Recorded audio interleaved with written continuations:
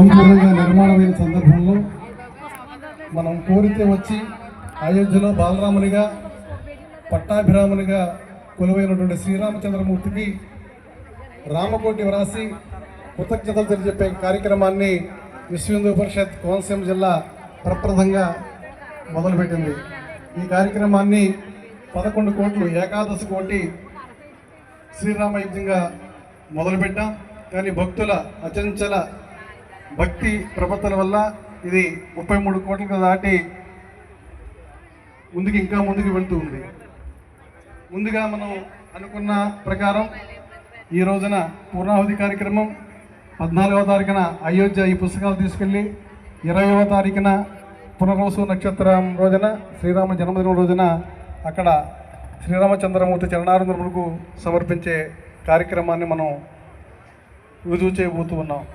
మరి ఈ సందర్భంగా అనేక మంది భక్తులు ఎక్కడ రామనామం ఉంటుందో అక్కడ హనుమంతుడు ఉంటాడనేటువంటి నానుడిని నిజం చేస్తూ రామ రామ రామ అని చేస్తూ రాస్తున్నటువంటి భక్తులు, పక్కన ఆంజనేయ స్వామి వచ్చి ఉన్నారనే భావన పొందినటువంటి భక్తులు ఇక్కడ అనేక మంది ఉన్నారు. వారి అనుభవాన్ని కూడా నాకు చెప్తున్నారు.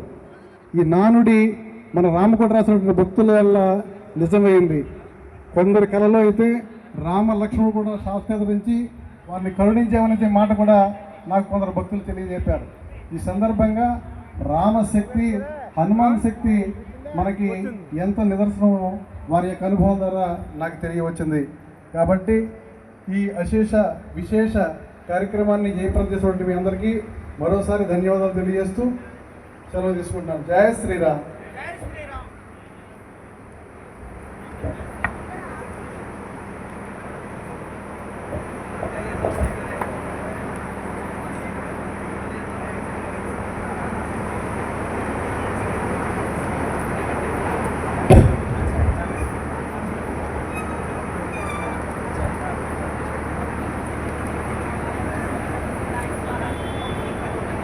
పూజ్య ప్రణవానంద మాతాజీ కూడా మనకి ఆశీస్సులు తెలియజేస్తారు.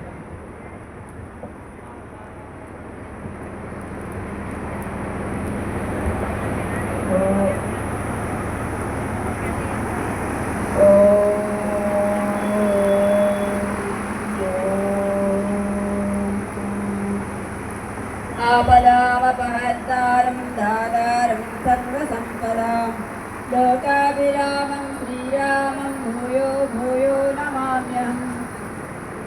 సభాయై నమః.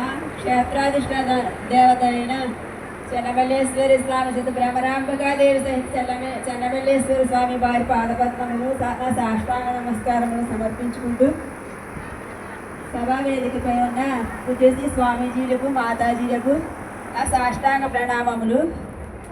భక్త మండలందరికీ నా శుభాభినందనాలు. అధ్యక్షుడు వారు సుబ్రహ్మణ్య స్వామి వారికి అందరికీ నా శుభాభినందనాలు సమర్పించుకుంటూ ఈరోజు హనుమత్ జయంతి. హనుమంతుడు యమధర్మరాజుతో కూడా యుద్ధం చేశాడట.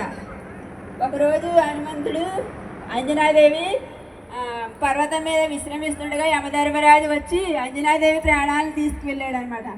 తీసుకెళ్తే వెంటనే ఆంజనేయ స్వామి వెనకాలే వెంటనే యమలోకం వెళ్ళిపోయి నా తల్లి ప్రాణాలు ఇస్తావా ఇవ్వాలి లేదా నాతో యుద్ధం చెయ్యి అన్నాడట. ఎన్నో లక్షలాది ధర్మరాజులు వచ్చి నా యమదండాన్ని చూపించి యుద్ధం చేశారు ఆంజనేయ స్వామికి.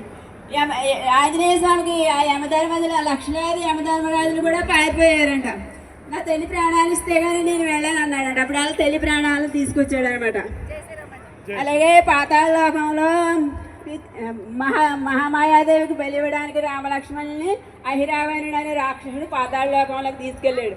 అప్పుడు లంకలోని రామలక్ష్మణుని తీసుకెళ్ళాడు. బలి ఇవ్వడానికి సిద్ధంగా ఉన్నాడు. అప్పుడు విభీషణుడు పాతాళ లోకంలో బలి ఇవ్వడానికి సిద్ధంగా ఉన్నాడు. అహిరావణుడు అక్కడికి వెళ్తే రామలక్ష్మణులు దొరుకుతారన్నారు. అప్పుడు పాతాళ లోకానికి వెళ్ళారు. అహిరావణుని పాతాళ లోకంలో వెళ్తే మకరధ్వజుడని ఆ పాతాళ లోకానికి కాపలాదారి ఉన్నాడు అనమాట. ఆ మకరధ్వజుడు అడ్డు పెడతాడు ఆంజనేయ స్వామి. నీవు ఎవరంటే నేను ఆంజనేయ స్వామి పుత్రుని అంటాడు. నేను బ్రహ్మచారిని కదా, నాకు సంతానం ఎలాగుందంటే ఆంజనేయ స్వామి లంకని ఆర్పడానికి రాక్షసులందరూ తోకని నిప్పండించారు కదా. అప్పుడు ఆ తోకని చల్లార్చుకోవడానికి సముద్రంలో తోకని ఉంచి చల్లార్చుకోవడానికి వెళ్ళాడు. వెళ్తే ఆయనకి శరీరం అంతా వేడెక్కిపోయి చెమట బిందు నుదుటి నుంచి